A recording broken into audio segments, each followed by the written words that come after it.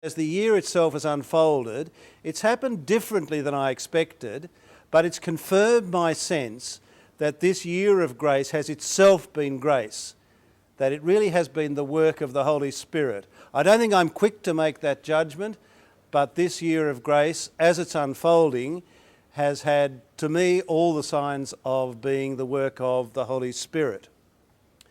So in that sense, it's meant a lot to me personally, but we've been overtaken by certain events, one of which was the election of the new Pope and the resignation of Pope Benedict, but that's been an extraordinary set of events, the election of the new Pope and the aftermath of all of that. But that in itself, I think, has been grace, an unexpected grace, but grace always comes out of nowhere.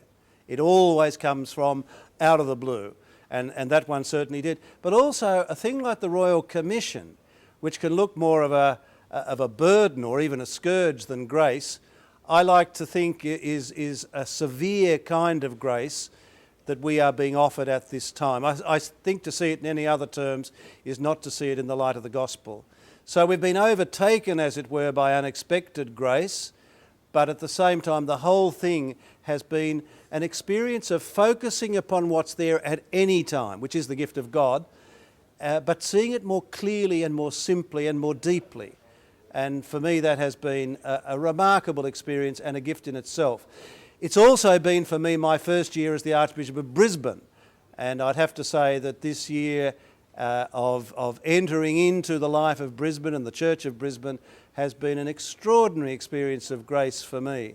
So to have that coincidence of the year of grace and my own first year as the Archbishop of Brisbane, for me at least, in a very personal way, has been a remarkable experience, and one that will mark the rest of my life, just as it gathers up in many ways all of my life that has gone before.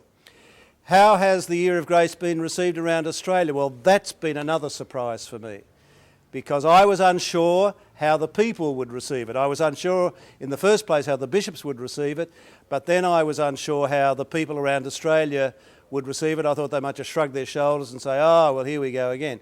But that hasn't been the case, because I have heard all the stories, from Broome to Brisbane, from Darwin to the Derwent, and the stories they've been simple, deep stories. And one of the great strengths of this year of grace has been precisely its simplicity.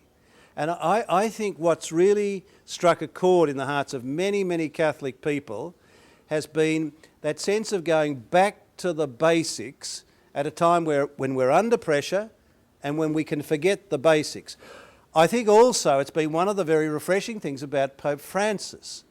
I mean, you have to ask the question, why has his election and his style struck such a chord in the hearts of many people, not just church people, but people way beyond the bounds of the church? I think one of the answers is that sense of going back to the basics, that sense of something being very simple and uncluttered, focusing upon what really matters.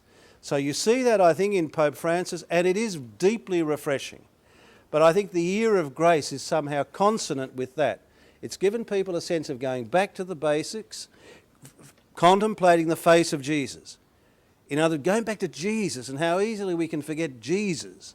Sounds extraordinary to say it, but it can happen. So going back to him and the contemplation of his face, in other words, that sense of God with us, God who has a face, isn't up in some faraway heaven, but whose face we can actually see and contemplate, and all of that is a way of going back to the deepest basics. So I think that's one of the reasons why people have responded more enthusiastically, more generously than I thought they would, right around Australia.